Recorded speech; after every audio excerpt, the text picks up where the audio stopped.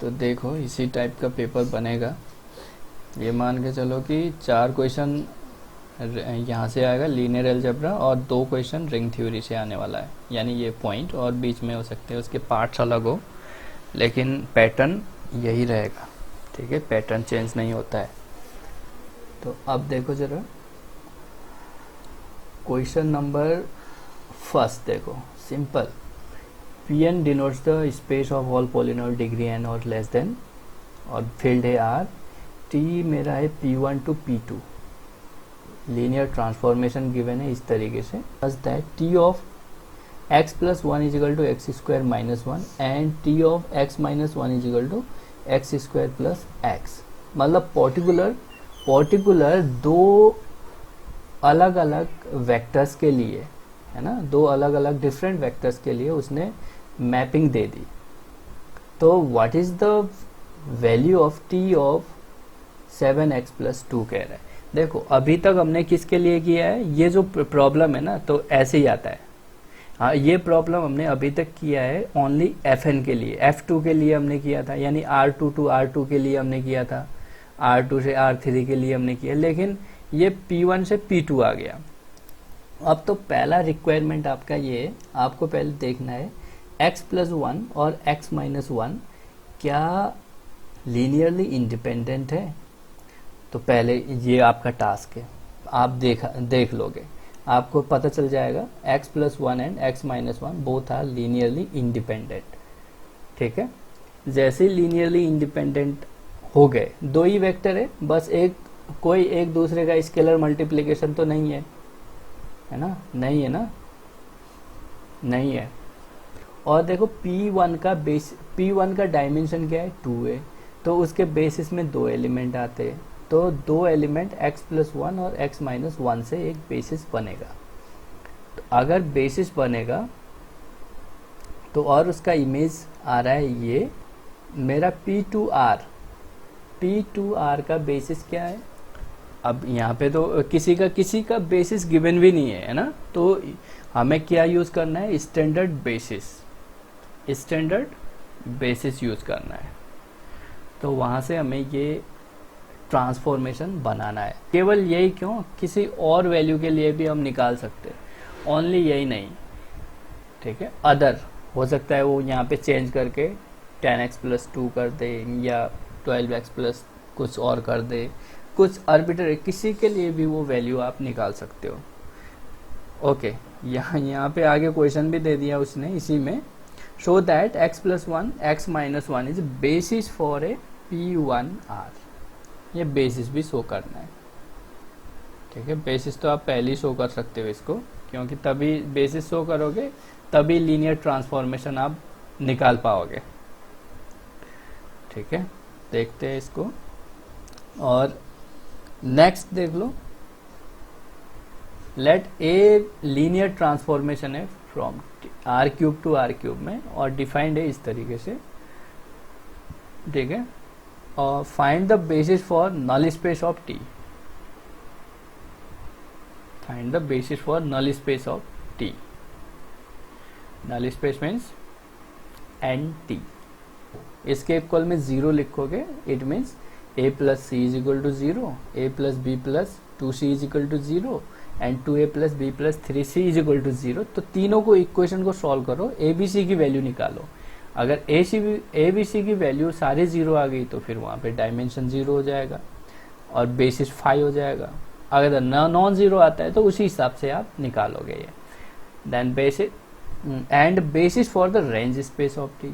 अब range space कैसे निकालोगे, रेंज स्पेस आप निकालोगे RT is equal to span of T of V।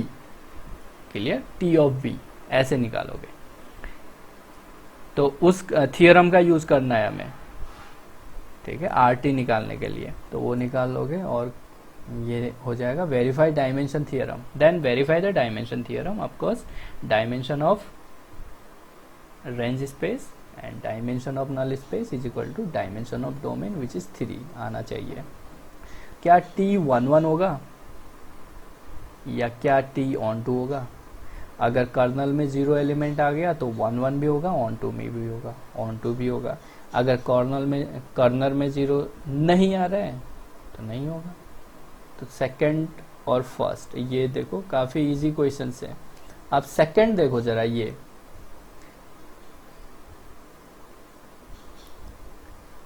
Linear transformation given है, बीटा गामा गिवन है, ठीक है। Matrix T respect to beta and gamma, that is beta to gamma, है ना, बीटा टू गामा। टी हमें matrix representation find out करना है इसका। तो बीटा की वैल्यू, ये टी ऑफ क्या होगी, टी ऑफ इस पे आप चेक करोगे इसकी वैल्यू क्या आ रही है, जो भी आ गया उसको लीनियर कॉम्बिनेशन ऑफ अदर में लिखना है इसमें, क्योंकि ये किसका है, कोडोमेन का है। कोडोमेन का एलिमेंट जो भी होगा, गामा अगर बेसिस है तो उसी से रिप्रेजेंट हो रहा होगा, ठीक है, उसी से आ रहा होगा। तो पहले तो आप बीटा की वैल्यू रख दोगे यहाँ पे, बीटा की जो वैल्यू आ रही है उस पे आप गामा के एलिमेंट पे एक्सप्रेस कर दोगे, जो वहाँ से फिर आप कोऑर्डिनेट वेक्टर लिख के वो मैट्रिक्स बन जाएगा, वो टी आएगा।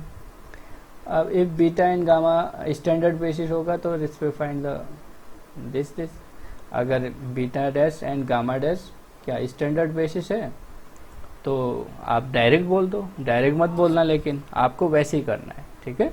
डायरेक्ट जो मैट्रिक्स आएगा मैं तो डायरेक्ट बता सकता हूँ, एक्स ऐसे आएगा, 3/2 का मैट्रिक्स बनेगा, है ना। फर्स्ट रो में 1 - 2, सेकेंड रो में 2 1 और थर्ड में 1 1, इस तरीके से आएगा ये सेकेंड वाला।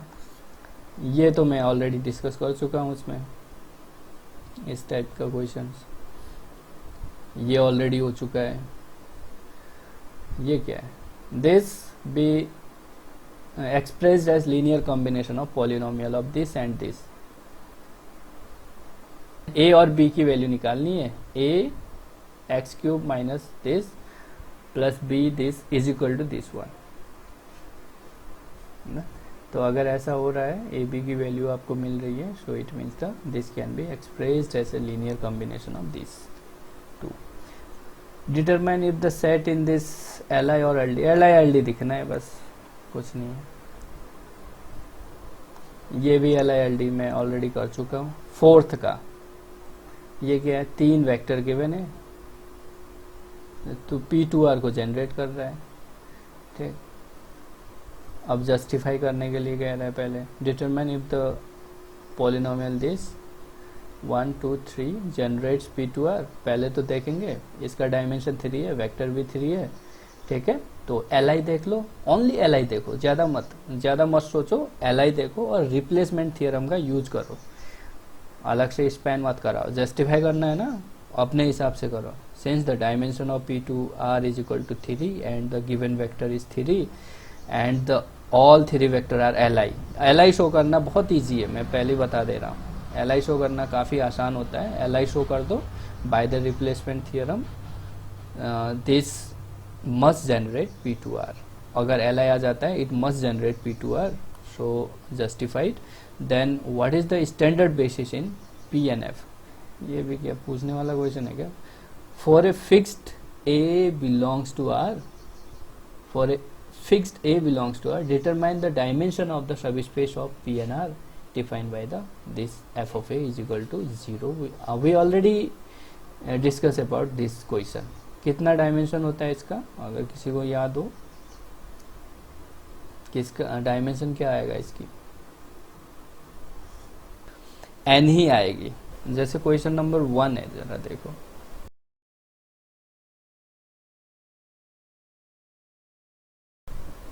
अगर आपको याद हो, t गिवन था R2 to R2 में, है ना, t ऑफ 1, सपोज 1 है, सपोज कुछ गिवन था, और t ऑफ 1, 2 था, और यहाँ पे गिवन था।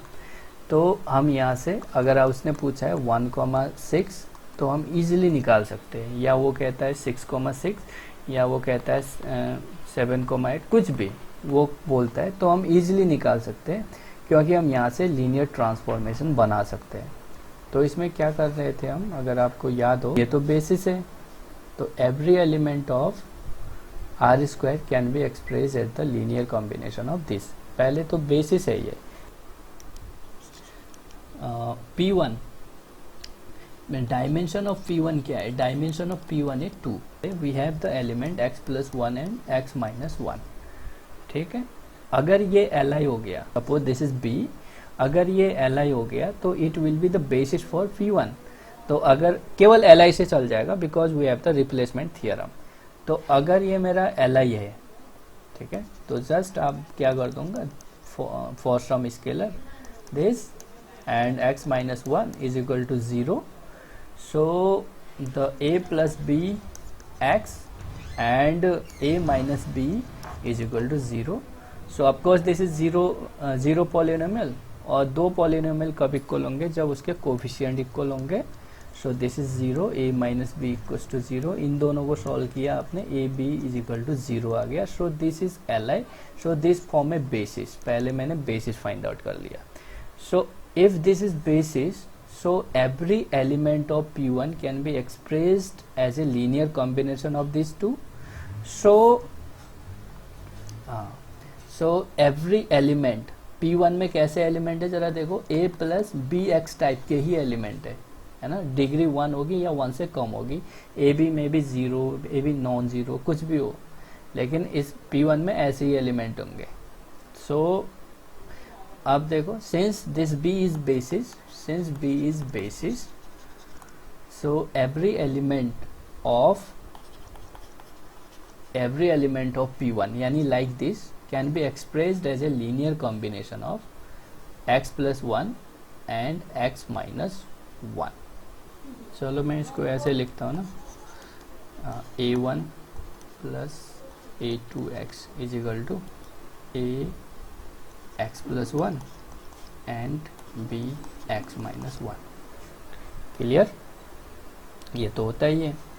Now t is the given है, t is the linear transformation. t given है ना, t लीनियर ट्रांसफॉर्मेशन है.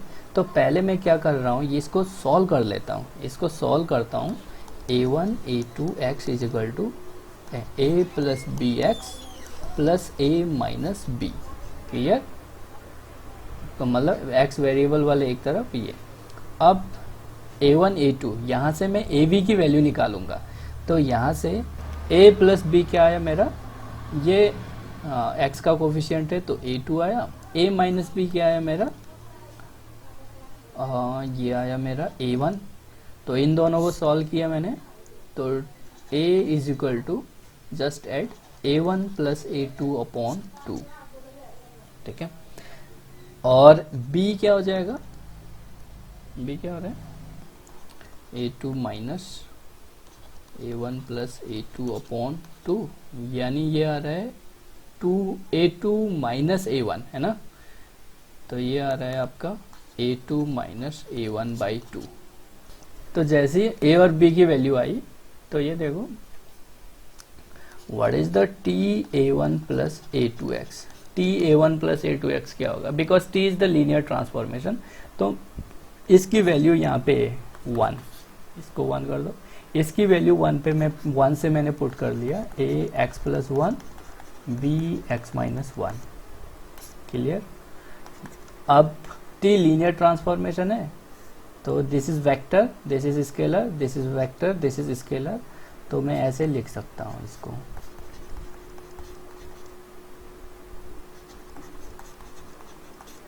ठीक है, जैसे ही मैंने इसको लिख पाया ये, तो a की वैल्यू मेरे पास है a1 plus a2 upon 2, and t of x1 की वैल्यू भी गिवन है.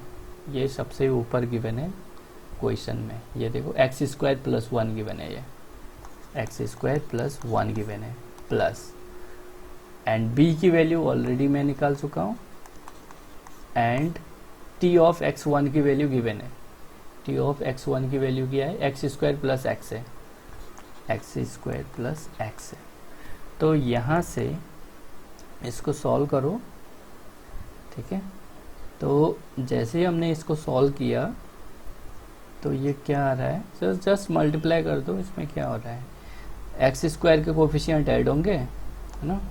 कांस्टेंट कोफिशिएंट क्या आ रहा है, a2 plus a1 plus a2 upon 2, and plus x का कोफिशिएंट ये बन जाएगा a2 minus a1 by 2x and x square का कोफिशिएंट क्या बनेगा, this plus this, this plus this.